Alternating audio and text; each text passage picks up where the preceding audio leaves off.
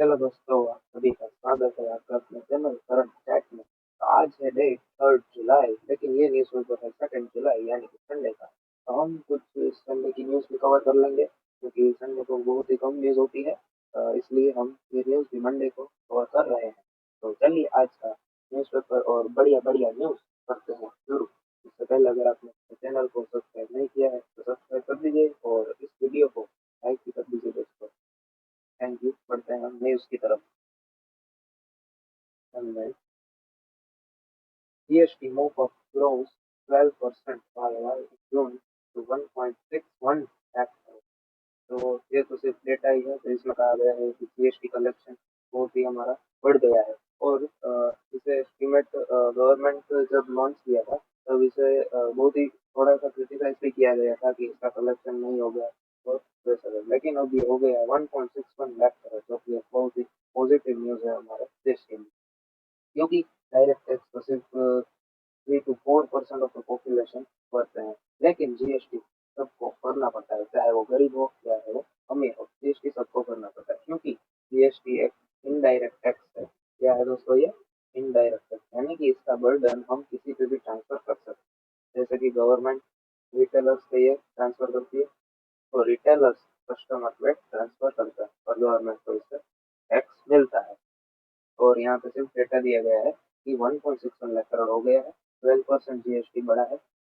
और ये जैसा ही मंथ चेंज होता है ये सब डेटा आना शुरू हो जाता है। और अगले महीने में आरबीआई ने फोरकास्ट किया है कि 8% से ये ग्रो हो गया। बढ़ते हैं नेक्स्ट न्यूज की तरफ।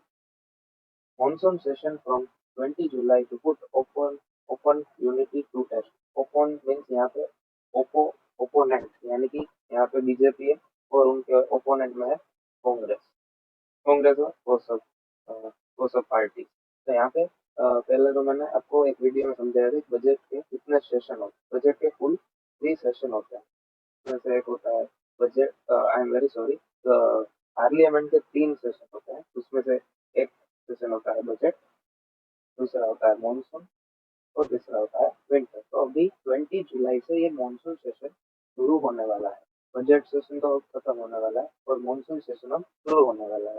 तो इसी सेशन में हम जैसे कि हमने अगर आप रेगुलर न्यूज को फॉलो करते हैं तो न्यूज में आपने सुना होगा कि जो बहुत सारी पार्टीज है अपोजिशन में, वो सारी मीन्स एक टाइप से एक फ्रेंडशिप, यानी कि मर्ज मर्ज मर्ज तो नहीं कर सकते, लेकिन एक बॉन्ड तरीके से फ्रेंड का बॉन्ड हो चुका है उनके बीच में। तो अब ये चेक करेंगे और इनके लिए एक टेस्ट हो, मीन्स एक परीक्षा की तरफ होगा। बढ़ते हैं हम नेक्स्ट न्यूज की तरफ। Okay, twin balance sheet advantage says finance minister. ये बहुत ही इंपॉर्टेंट टर्म है और आपको इसे समझना चाहिए, क्योंकि ये अक्सर न्यूज में रहता है। पहले मैं एक बार कलर चेंज करता हूँ। और ओके, तो ट्विन बैलेंस शीट एडवांटेज का मतलब क्या है? तो इसमें दो फायदे होंगे किस चीज को, एक तो बैंक को और दूसरा कॉर्पोरेट सेक्टर, बैंक्स को और कॉर्पोरेट सेक्टर को। कैसे एडवांटेज होगा? अगर बैंक को फायदा होगा तो मीन्स बैंक के डिपॉजिट है वो बढ़ रहे हैं, बैंक की लोन की शक्ति बढ़ रही है और बैंक के एनपीए वो कम हो रहा है। तो ये बैंक के लिए तीनों एडवांटेज होते हैं, डिपॉजिट, लोन और एनपीए। और कॉर्पोरेट सेक्टर को क्या है, एक तो उनका इजीली लोन मिल जाता है उनको, वो फिर रेवेन्यू बढ़ जाता है और प्रॉफिट भी बढ़ जाता है। तो ये एडवांटेज है कॉर्पोरेट सेक्टर। तो और यहाँ पे बात किया गया है कि इन बैलेंस शीट एडवांटेज अभी ये दोनों ही हो रहा है, तो हमारी इकोनॉमी के लिए ये बहुत ही अच्छा है। ये किसने कहा है? Finance minister Nirmala Sitharaman. और यहाँ पे डेटा दिया गया है, banks net profit goes to 1.04 lakh crore in FY 23 from 36,000 to 70 crore, यानी कि 9 ईयर्स, ऑलमोस्ट आप कह सकते हैं 3 टाइम। तो ये कुछ डेटा है। तो बढ़ते हैं नेक्स्ट न्यूज की तरफ। आज कोई वैसे भी खास न्यूज नहीं आती, बहुत ही कम न्यूज होती है रेलेवेंट है। हाँ, ये थोड़ा अच्छा data. Passenger vehicle sales the best ever in June performance. तो पैसेंजर व्हीकल यानी कि कार, ये वो तो आप समझते बेसिक डेटा है। और यहाँ पे एक अच्छा डेटा दिया गया है कि कितने कितनी सेल्स हुई कंपनी। मारुति सुजुकी की आप देख सकते हैं कि जून ये है 1 ईयर, जून 22 में ये थी, जून 23 और ये जैसे सबकी बड़ी। और एमजी मोटर्स की बहुत अच्छी सेल्स हुई, इंक्रीज 13.8, ऑलमोस्ट 14% इनकी सेल्स इंक्रीज हो गया, तो ये बहुत बड़ी अच्छी बात है। और ऐसा क्यों हो रहा है, मीन्स यहाँ पे हम नीचे इसका इफेक्ट भी देखेंगे, यहाँ पे एक न्यूज हो रहा है आई थिंक तो आई हाँ ये loan drivers SUV are powering vehicle loans which have increased by 137% in 3 years while home loans have grown only by 47%। तो यहाँ पे एक ग्राफ दिख रहा होगा, यहाँ पे हाउसिंग लोन्स 142% से बढ़ी है और व्हीकल लोन 66%। और उसमें भी उसमें हाउसिंग में सारी लोन्स आ गई, रियल एस्टेट वाली और वो। तो यहाँ पे एसयूवी की, स्पेसिफिकली एसयूवी की लोन बढ़ी है 137%, जो कि एक सिग्निफिकेंट राइज है। तो एसयूवी की डिमांड्स बढ़ रही है, उससे क्या हुआ कि जो व्हीकल लोन्स है ओवरऑल में वो भी बढ़ गए। यहाँ पे आप देख सकते हैं डेटा 66%। और इन्होंने कहा कि होम लोन स्पेसिफिकली, ये अब डेटा पूरा है, उसमें रियल एस्टेट वो सब आ गया, लेकिन सिर्फ होम लोन स्पेसिफिकली सिर्फ 47% से, यानी कि एसयूवी ज्यादा प्रेफर कर रहे हैं हाउस से। यहाँ पे बात, तो यहाँ पे बहुत सारा डेटा दिया गया, अगर आपको पसंद है तो आप पढ़ भी सकते हैं, लेकिन इसमें कहना यही था कि एसयूवी की डिमांड बढ़ रही है, इसलिए उनकी तरफ से लोन भी ज्यादा मंगा रहे हैं ऐसा। तो शायद ये आखिरी न्यूज थी, और ये भी एक अच्छा डेटा है कि इंडिया पहले तो ये आप देख लीजिए डेटा, इंडिया का एक्सपोर्ट में टोटल शेयर, आप शॉक हो जाएंगे, लेकिन only 1.8% of the total world export in merchandise, यानी कि ओनली गुड्स, गुड्स एक्सपोर्ट में ओनली 1.8% इंडिया का हिस्सा है, जो कि बहुत ही वी कैन से बुरी बात है कह सकते हैं। और 2015 में ये 1.6 था, तो कोई भी अब राइज नहीं देख सकते, सिग्निफिकेंट राइज नहीं देख सकते। नो डाउट एक्सपोर्ट बढ़ा है, लेकिन वर्ल्ड का भी एक्सपोर्ट बढ़ा है, इसीलिए ऐसा है 1.8% ही। और यहाँ पे आप पूरा देख सकते हैं किस किस में हमारा शेयर बढ़ा है और किस किस में हमारा शेयर डाउन हुआ है। आप देख सकते हैं, आप स्क्रीन शॉट भी ले सकते हैं और इकोनॉमिक टाइम्स डाउनलोड भी कर सकते हैं, टेलीग्राम चैनल बहुत सारे आपको मिल जाएंगे। तो शायद आज ये आखिरी डेटा था इसका। हाँ बस दोस्तों यही था इस संडे वाले आर्टिकल में। तो अब हम बढ़ेंगे 3 जून की न्यूज में। तो दोस्तों शुरू करते हैं हम 3 जुलाई की news. Okay, disclosure norms FBI में get 3 months to cut exposure, यानी कि इसमें पूरा केस किया हुआ था, मैं आपको समझा दूं। तो एफबीआई हमने पहले ही समझ रखा है कि फॉरेन पोर्टफोलियो इन्वेस्टर जब इंडिया में इन्वेस्ट करते हैं तो उनके उनको क्या करना पड़ता है कि डिस्क्लोज करना पड़ता है पूरी उनकी डिटेल्स की, वो कौन है, मीन्स वो कहाँ से है, वो सब कहते हैं कि हम वो एड्रेस और वो सब कहाँ से उन्होंने इन्वेस्ट किया है, पूरा वो डिस्क्लोजर करना पड़ता है। तो उसके लिए सेबी ने उनको 6 months का टाइम दिया था। तो यहाँ पे क्या है, FPI may get 3 months to cut exposure, means यहाँ पे अब 6 months से हो गया है 3 months। सेबी ने पहले दिया था 6 months का, और अब दे रहे हैं उन्हें 3 months का ही टाइम। और यहाँ पे लिखा है needs to cut investment if they don't want to share identities the ultimate beneficial owner, यानी कि अगर वे 3 months में नहीं देंगे तो उनको इन्वेस्टमेंट अपनी क्या करनी पड़ेगी, कट करनी पड़ेगी। ऐसा क्यों होता है, जैसे कि हिडनबर्ग का अभी केस हुआ हिडनबर्ग का, तो उसमें अगर वो डिस्क्लोज की नहीं कर पाएंगे, डिस्क्लोज ही नहीं करेंगे, तो वो केस किस पर करेंगे, अगर कुछ हो जाए तो केस किस पर करेंगे। तो पूरी वो आइडेंटिकल, यानी कि अपना आधार कार्ड पूरा, मीन्स हमारे हमारे जैसी आइडेंटिटी है आधार कार्ड, उनका भी कुछ ऐसा होगा पूरी डिटेल्स का, तो वो सभी को देना होगा। तो यही थी न्यूज। दूसरी news, India set to be number 1 wearables market in 2023। तो ये बहुत ही बढ़िया न्यूज है इंडिया के लिए, और हमने ये पहले भी कवर की थी, लेकिन अब नंबर 1 वेरेबल्स मार्केट हो जाएगा इंडिया में 2023 में। और ऐसा 2023 में वर्ल्ड का लार्जेस्ट हो जाएगा, इसमें स्मार्ट वॉच और हेरेबल्स, हेरेबल्स यानी कि headphone earbuds.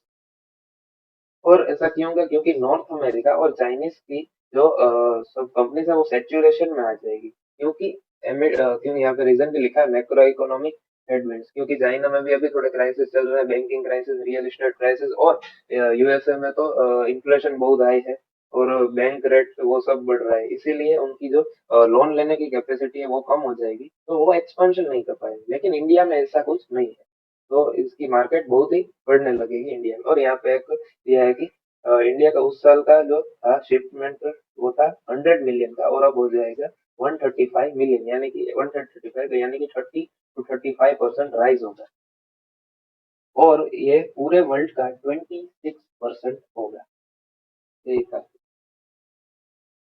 FDI deluge foreign investor buy big in India. FPI delete, sorry, FPI delete, foreign investor buy big in India. यानी कि फॉरेन पोर्टफोलियो इन्वेस्टर जो हमने बात की, तो उसमें उन्होंने बाई किया है, यानी कॉम्प यानी कि by 2.9 lakh crore in India, जो कि उस साल था 2.55 लाख, उस साल नहीं कह सकते लेकिन 2020। और ये जून 13 से तो बहुत ही बढ़ गया, 50,000 करोड़ से अप्रोक्स 3 लाख करोड़।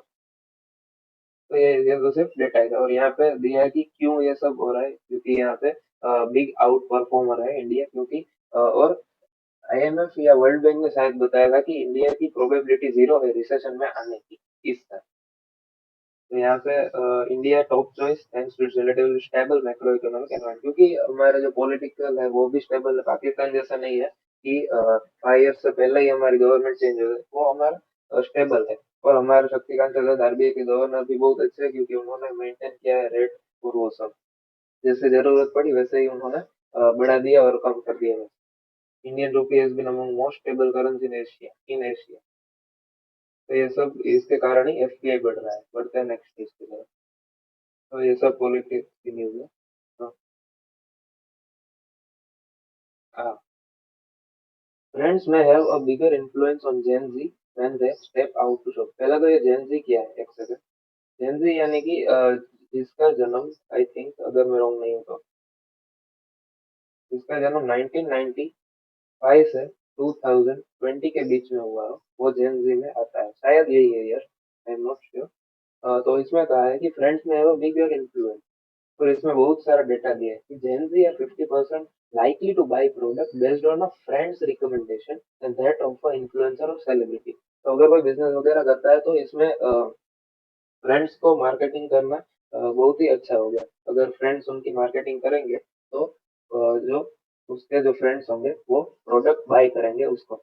यहाँ पे डेटा भी दिया है कि 71% मीन्स जो जेन जी यानी कि इसमें जो बोर्न हुए हैं उनको क्या क्या प्रोडक्ट्स पसंद है, तो 71% prefer environment friendly brand, 63% likes support the social cause, यानी कि जो एक सोशल कॉज को सपोर्ट करते हैं वो 63% लेना पसंद करते हैं। 77% आर प्राइस कॉन्शियस, ये तो आई थिंक सभी होंगे, लेकिन इसमें 77% लिखे क्योंकि 23% शायद बहुत ही रिच में से होंगे, शायद मैं यहाँ पे, और उसमें से कुछ बहुत ही एक्सट्रीम पुअर होंगे और कुछ एक्सट्रीम रिच होंगे, इसीलिए एक्सट्रीम पुअर क्योंकि ले नहीं सकते, यानी कि वो तो इसमें गिनेंगे ही नहीं, और रिच वो तो सोचते ही नहीं है, इसीलिए। और 71% Gen Z want to safety features on dating, इसके बारे में क्या ही बोलूंगा। सॉरी। अब बस यही था कि अब इसमें फ्रेंड्स का इन्फ्लुएंस बहुत ज्यादा हाई है product. No end to retailer travails even with the end of season sales, यानी कि यहाँ पे क्या होता है, तो जो लास्ट में जो जैसे कि ये अमेजोन है, अमेजोन और फ्लिपकार्ट वो सब है, तो क्या होता है इनके पास जो पूरे साल का जो इन्वेंटरी होता है उसमें से last year means last last में कुछ प्रोडक्ट्स बच जाते हैं, जैसे कि ये पूरे साल का है लेकिन इसमें से ये कुछ बच गए हैं, तो ये क्या करते हैं इसको बहुत ही ज्यादा यानी कि 50 to 60% डिस्काउंट में बेच देते हैं, क्योंकि ये जल्दी मीन्स आउटडेटेड हो जाता है, बाद में कोई खरीदेगा ही नहीं। इसीलिए यहाँ पे क्या लिखा है, no end to retailer travails even with the end of season, यानी कि इतना ज्यादा डिस्काउंट होने के बावजूद भी रिटेलर्स ये खरीद नहीं रहे हैं। तो रीजन बहुत सारे हो सकते हैं, रीजन बहुत सारे हो सकते हैं, क्योंकि उनके पास शायद अभी पैसे ना हो, क्योंकि सैलरी लेट हो, क्योंकि मास ले ऑफ हो रहे हैं जो अभी, इसी के कारण शायद सैलरी ना आई हो, जैसे वजह, क्योंकि इतने ज्यादा डिस्काउंट होने के बावजूद भी खरीद नहीं है। और यहाँ पे लिखा है demand and supply, overall growth slow down to 6%, यानी कि 6% हो गया है, जो कि 7% में है। तो बस यही था। और यहाँ पे एक टर्म दिया है ईओएसएस, जिसका है एंड ऑफ सीजन सेल, यानी कि सीजन अभी देखो आप, शायद अगर मैं रॉन्ग नहीं हूं, तो 15 to 16 जुलाई में great Indian Amazon Amazon great Indian sale आ रहा है, तो उसमें क्या होगा, यही यही है, ये एंड ऑफ सीजन सेल वही है। 50 to 60% डिस्काउंट देकर जो पुराना माल होता है वो इसमें निकालेंगे और इसमें जमकर बाइंग करेंगे, लेकिन इस न्यूज में यही कहा गया है कि तो भी रिटेलर्स नहीं खरीद रहा है। तो देखते हैं कब तक इनका इन्वेंट्री खत्म होगा। Room AC market likely to touch $5 billion by FY 28 Voltas. तो वोल्टास एक टाटा की सब्सिडरी है, इन्होंने ये स्टेटमेंट दिया है कि FY 28 तक $5 बिलियन की मार्केट हो जाएगी रूम एसी। ऑफिस इंक्लूडेड नहीं है, I think. Okay, sorry sorry, office भी इसमें इंक्लूड, ऑफिस और कॉर्पोरेट होम्स इसमें सब आ गए। और इसमें कहा है कि CAGR यानी कंपाउंड एनुअल ग्रोथ रेट 10% से बढ़ेगी, यानी कि एक मैं आपको समझा देता हूँ कि यहाँ पे जैसा कि मेरी सेल्स है 100, तो नेक्स्ट ईयर हो जाएगी 110 according to this CAGR of 10। तो नेक्स्ट ईयर इस पे 10% होगा 120। आप समझते होंगे सिंपल इंटरेस्ट और कंपाउंड इंटरेस्ट का सिंपल में। ऐसा नहीं कि 100 होगी फिर बाद में 110 फिर 120, ऐसा नहीं। फिर इस पे वापस 10% लगेगा, वैसा वैसा। तो इससे हो जाएगा कि FY 28 तक टोटल मार्केट हो जाएगी $5 billion. Okay. Adverb expects 8,000 crore revenue in 5 years. उससे पहले मैं आपको एक बात बताना भूल गया। वोल्टास एंड इंडस्ट्री लीडर जिसका मार्केट शेयर है 21.6%, जो कि वेरी ऑप्टिमिस्टिक है, यानी कि वेरी पॉजिटिव है। तो ये दिस मीन्स सिर्फ ये डेटा बताना था कि इनका मार्केट शेयर सबसे बड़ा है। Okay. Adobe aspects 8,000 crore revenue in 5 year. ये एडोब एक रिलायंस बैक्ड, यहाँ पे भी लिखा है Reliance retail own robotics. Adobe expect 8,000 crore of revenue growth in next 5 year. यानी कि ये एक एडोब एक रोबोटिक्स, जो कि जिसकी इंडस्ट्री बहुत तेजी से बढ़ रही है।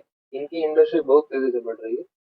ये इस काम में है, रोबोटिक्स में है। और यहाँ पे लिखा है we will invest 500 crore in our manufacturing facilities in phases, यानी कि पूरा एक साथ नहीं डाल देंगे 500 करोड़, यानी कि इनके कुछ फेजेस होंगे। 200 करोड़ यहाँ पे डालेंगे, 100 करोड़ यहाँ पे, ऐसे फेजेस। तो India mobile companies may find it tough to regain market share. इस पूरे आर्टिकल का निचोड़ यहाँ पे आपको इस सिंपल टेबल में दिख जाएगा, मीन्स आपको शायद नहीं दिख रहा होगा, लेकिन zoom कर।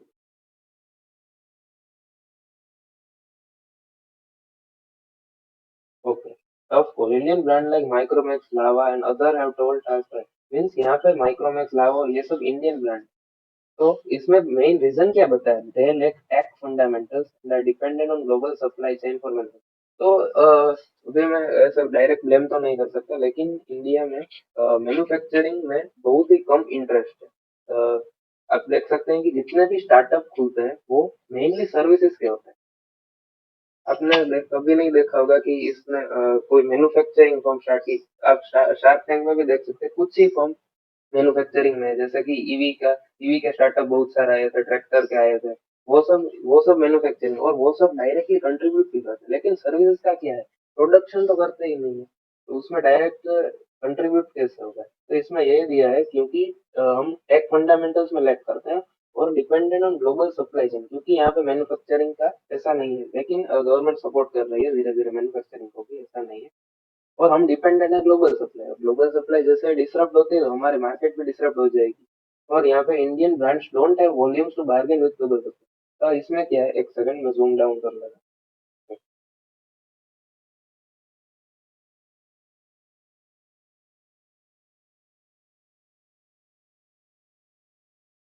ओके। जैसा कि चाइना है, तो चाइना में क्या होता है कि मास प्रोडक्शन होता है। क्या होता है, mass production.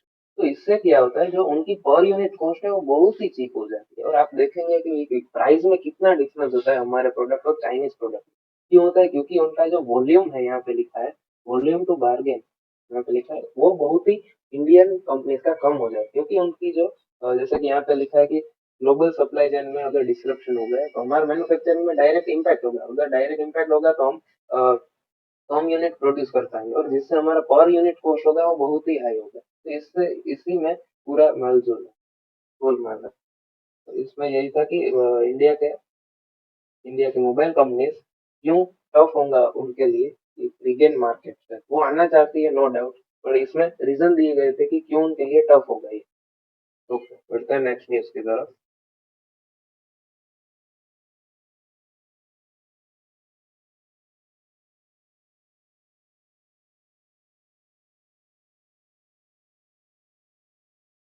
Okay. CSR spending up but impact limited. पहला तो CSR किया है, CSR यानी कि कॉर्पोरेट सोशल रिस्पॉन्सिबिलिटी, जिसमें सारी कॉर्पोरेट कंपनी यानी कि प्राइवेट लिमिटेड कंपनीज को अपना अपने नेट प्रॉफिट का 2% सीएसआर यानी कॉर्पोरेट सोशल रिस्पॉन्सिबिलिटी में देना होता है, जिसमें कुछ 2% ऑफ नेट प्रॉफिट में उनको ऐसे नॉट फॉर प्रॉफिट ऑर्गेनाइज यानी कि लाइब्रेरी हॉस्पिटल वो सब बनवाने होते हैं, कुछ भी वो कर सकते हैं, और 2% उनको मीन्स ऑब्वियसली उनको देना ही है। तो इसमें क्या है कि स्पेंडिंग तो बढ़ रही है, लेकिन इसका इम्पैक्ट है वो लिमिटेड है। ऐसा क्यों है, तो यहाँ पे पूरा आर्टिकल हम समझेंगे। पहला तो इसमें कहा है, मिनिस्ट्री ने कहा है कि सीएसआर स्पेंडिंग हिट 26,210 करोड़ इन FY21, जो कि FY16 से 80% ज्यादा है। कितना? 80% ज्यादा है। पहले तो ये डेटा दिया गया है। और ऐसा क्यों हो रहा है कि इसका इम्पैक्ट लिमिटेड है? तो ऐसा इसीलिए हो रहा है, जैसे कि आपको मैं एक एग्जांपल देता हूँ। जैसे कि टाटा मीन्स मीन्स ए लिमिटेड, टाटा का नाम नहीं है, ए लिमिटेड है एक कंपनी जिसका नेट प्रॉफिट है 100 करोड़, और इसने 2% यानी कि 2 करोड़ सीएसआर में डोनेट किया, और इससे बनाई एक लाइब्रेरी। लाइब्रेरी बनाने के बाद एक साल फिर खत्म हो गया, और फिर इसको टू मीन्स 100 करोड़ का प्रॉफिट हुआ, तो 2 करोड़ बाद में फिर वो डोनेट इसी लाइब्रेरी को अगर कर रहा है, तो इसका इम्पैक्ट क्या होगा? कुछ नहीं होगा, क्योंकि ये लाइब्रेरी तो ऑब्वियसली बन गई है। और अगर ये 2 करोड़ फिर से इसको डोनेट करेंगे, तो ये क्या करेंगे? सिर्फ इसको बैंक में संभाल कर रखेंगे। इससे कुछ इम्पैक्ट नहीं होगा, क्योंकि ये सब मीन्स आगे अगर फंड बढ़ेगा तो ही ये पूरी साइकिल तो मीन्स इनडायरेक्ट जॉब्स क्रिएट होंगी और वैसा होगा। ये पूरी एक साइकिल होती है, अगर इसी साइकिल को अगर ब्रेक कर दिया जाए तो वो आगे नहीं बढ़ेगी। मीन्स यही एक मेन कारण है कि अगर वो सेम फंड उसी फंड में इन्वेस्ट करेंगे सीएसआर, तो उसका इम्पैक्ट कुछ नहीं होगा। और यहाँ पे प्रॉपर, यहाँ पे आपको लिखा होगा right balance of capital and operational spending needed in CSR efforts, यानी कि right balance of capital and operational spending दोनों की नीड है सीएसआर में।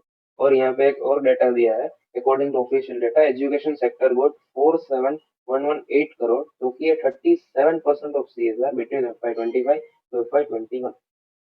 टोटल 37% FY15 यानी 2015 से 2021 तक 37% ऑफ टोटल सीएसआर फंड, जो कि है 47,000 करोड़ एजुकेशन सेक्टर में है। तो पूरा आर्टिकल बढ़िया समझ में आ गया। बढ़ते हैं नेक्स्ट न्यूज की तरफ। पहले मैं ये रफ कर देता हूँ थोड़ा। ओके,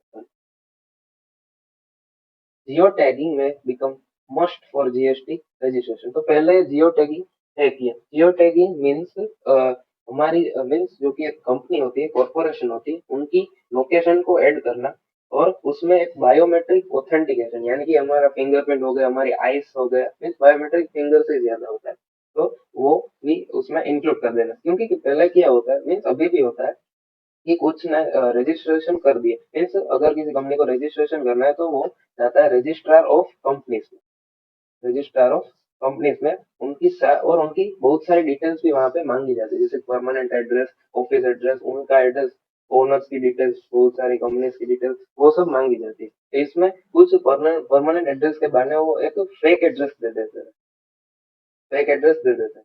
तो अब इसमें जियो टैगिंग में क्या हो जाता है कि अगर उनको जीएसटी में रजिस्टर कराना होता है, तो जियो टैगिंग अब मस्ट हो जाएगी। तो जियो टैगिंग में यह हो जाएगा कि उनका एक परमानेंट एड्रेस होगा, और वो बायोमेट्रिक ऑथेंटिकेशन, यानी कि अगर वो फिंगरप्रिंट और वो रेगुलर उनको अपडेट कराना होगा। तो यहाँ पे बॉडी एक भी है, CBIC, central board of indirect tax. यहाँ पे आप देख सकते हैं central board of indirect tax, 1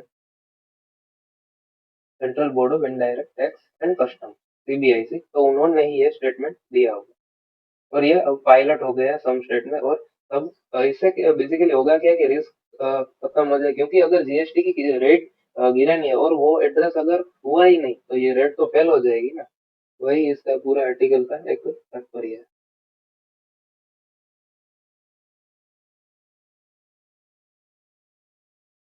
okay, ये रही न्यूज। 70% ऑफ ट्राइलेटरल हाईवे वो कंप्लीट फिट करी। तो इसमें एक ट्राइलेटरल हाईवे यानी कि 3 कंट्रीज को ये जोड़ता है। तो इसमें ट्राइलेटरल इंडिया, म्यांमार और थाईलैंड, तीनों देश को एक ज्वाइन करने वाला हाईवे हम इंडियन गवर्नमेंट बना रही है, और उसमें 70 मीन्स सभी गवर्नमेंट का काम होगा, जिसमें 70% ये खत्म हो गया, और ये इसकी लेंथ है अराउंड 1400, और अगर एग्जैक्ट कहूँ तो 1360 किलोमीटर की इसकी लेंथ है। बस इसमें यही था। Diesel sales declined in 3% in June and petrol sales up in by 3.4%। ऐसा क्यों हो रहा है? एक मैं आपको बेसिक रीजन बता दूं। गवर्नमेंट अब क्या कर रही है, इथेनॉल, ईवी और हाइड्रोजन, ये 3 कार को बहुत ही ज़्यादा प्रमोट कर रही है और आने वाले समय में आपको 3 कार और पेट्रोल भी शायद दिख सकता है। ये 3 तो पक्का दिखेगी और पेट्रोल भी दिख सकता है। तो गवर्नमेंट क्या कह रही है कि अराउंड 2027 तक डीज़ल कार को फुल बैन करने का मीन्स वो टोटल पॉलिसीज़ और वो सब बना रही है कि डीज़ल कार 2027 तक फुल बैन हो जाएगी। वैसा इसीलिए ये सेल्स डिक्लाइन क्योंकि बैन हो जाएगी तो कौन खरीदेगा बाद में? बस यही था।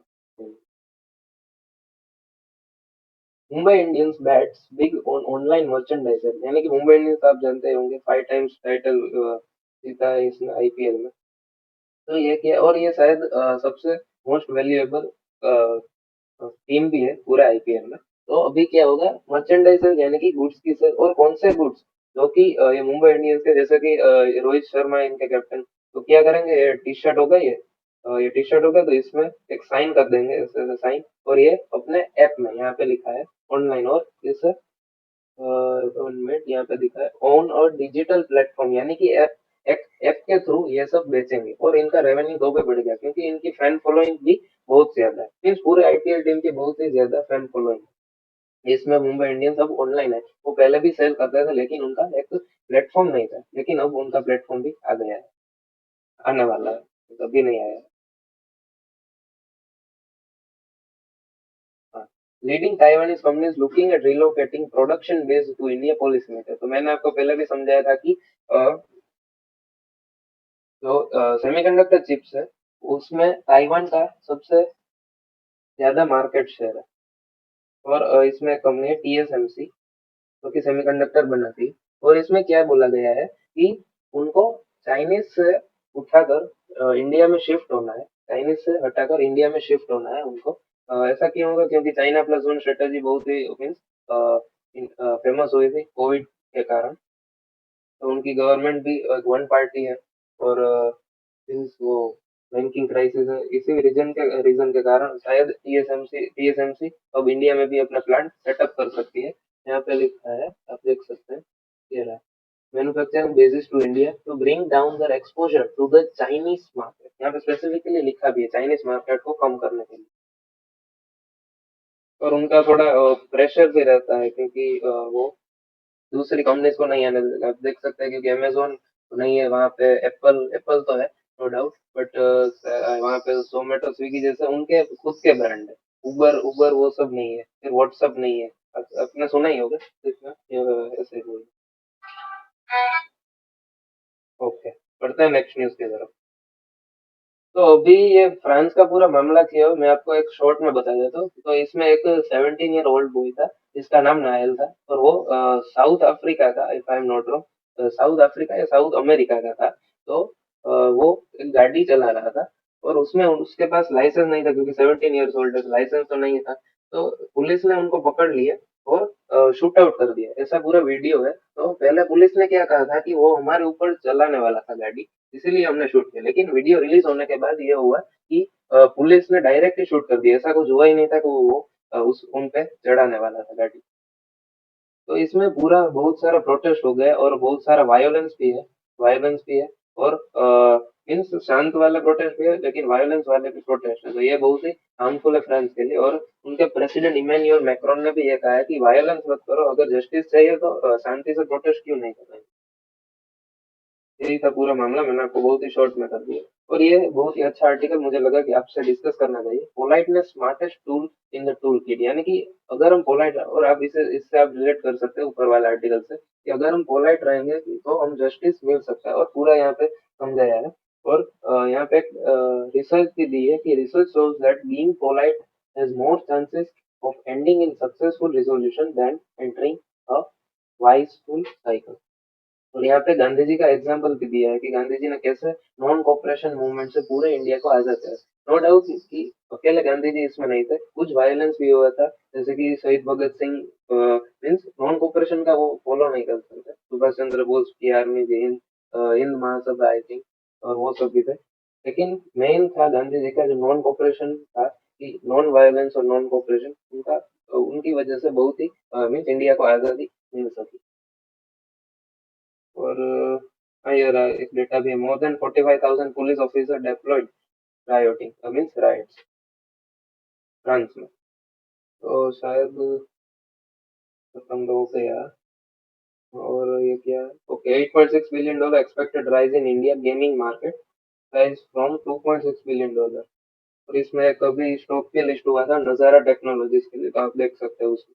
रिकमेंडेशन नहीं है क्योंकि मैं ऐसा बोल भी नहीं सकता कि वो तो सिर्फ सेबी एडवाइजर ही बोल सकते हैं। और Y Apple $3 trillion value isn't about a vision pro headset, तो ये आपको पढ़ना चाहिए। मैं आपको इसमें ये समझाऊंगा नहीं। एक टाइप से आप होमवर्क मान सकते हैं। बहुत ही अच्छा आर्टिकल है। और हाँ, बस यही था आज की न्यूज़ में। तो थैंक यू। जो भी आप देख रहे हैं, गुड मॉर्निंग, गुड इवनिंग।